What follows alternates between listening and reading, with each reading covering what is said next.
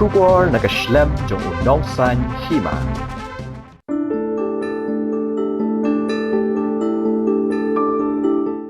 Fruit Development Scheme. What is the key objective of the scheme?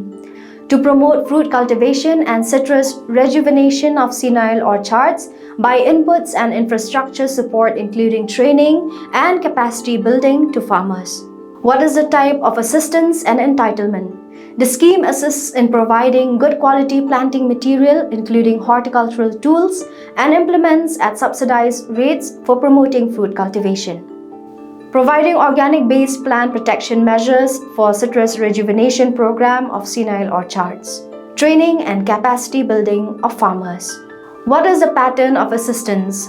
50% subsidy sale of planting materials and input assistance for citrus rejuvenation program. Who can apply for the scheme? Bona fide farmers engaged in horticulture possessing own land or leased land. How to apply for the scheme? Bona fide farmers can apply in plain paper through the nearest Horticulture Development Officer of a CNRD block, Horticulture Circle, District Horticulture Officer. What is the beneficiaries selection procedure?